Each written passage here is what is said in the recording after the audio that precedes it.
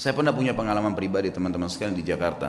Waktu saya buka restoran, subhanallah dengan hikmah Allah terjadi sesuatu pada saat itu. Restoran ini mengalami kemunduran.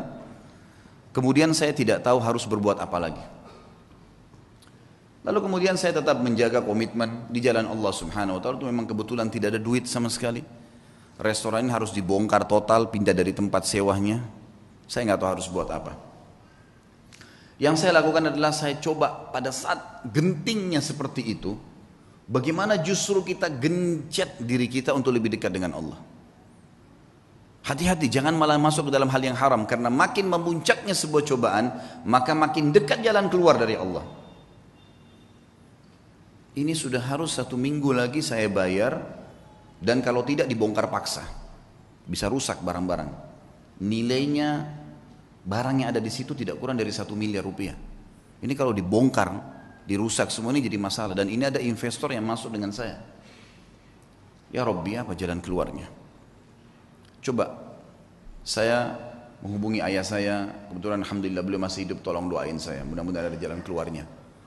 Kemudian saya coba juga melakukan hal-hal yang saya mampu ibadah kepada Allah Subhanahu wa taala sambil tetap saya sabarin. Tunggu sampai titik terakhir. Subhanallah, waktu itu kejadian hari Senin, hari Jumat, itu kalau saya tidak punya informasi jelas, maka akan dibongkar paksa, dan ini akan dibongkar, saya nggak tahu mau taruh di mana barang-barang yang penuh. Luasan restoran 163 meter yang sangat besar, penuh dengan barang-barang, mau ditaruh di mana nih? Ada coolernya, ada chillernya, ada macam-macam.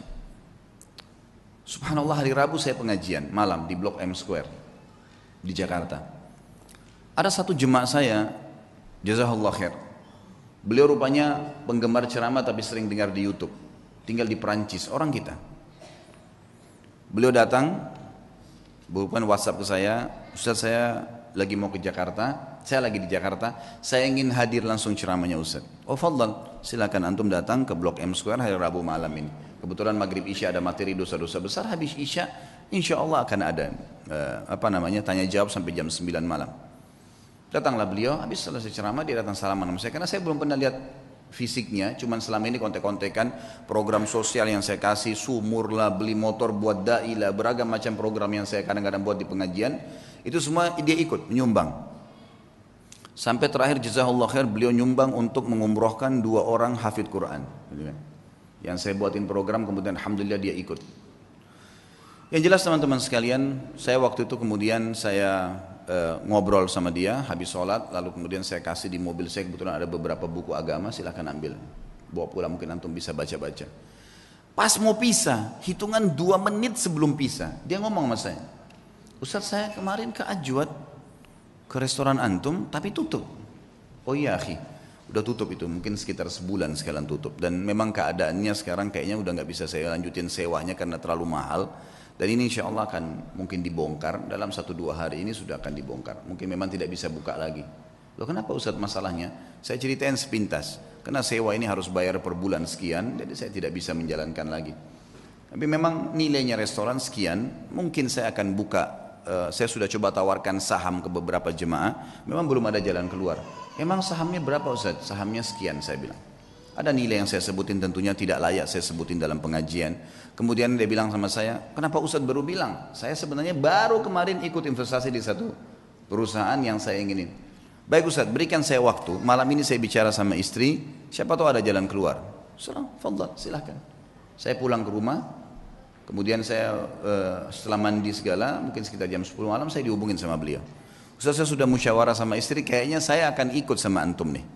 Investasi, restoran itu kita bongkar, pindah dari satu tempat, kita sewa, kita pindah semua. Tiba-tiba, ini orang datang dari Perancis, Allah utus datang ke saya ke Jakarta, kemudian kasih jalan keluar. Dan teman-teman kalau saya sebutin nilainya, dia kasih uang ke saya, cash 650 juta. Saya sampai gak bisa tahan, waktu itu nangis, sujud-sujud sama Allah, ini jalan keluar bagaimana ini? Saya langsung datang ke mallnya, waktu itu saya bahasakan ini saya mau buka kembali, dia bilang udah gak bisa Pak, harus bongkar. Baiklah, berikan saya waktu, saya sudah punya anggaran, saya sewa.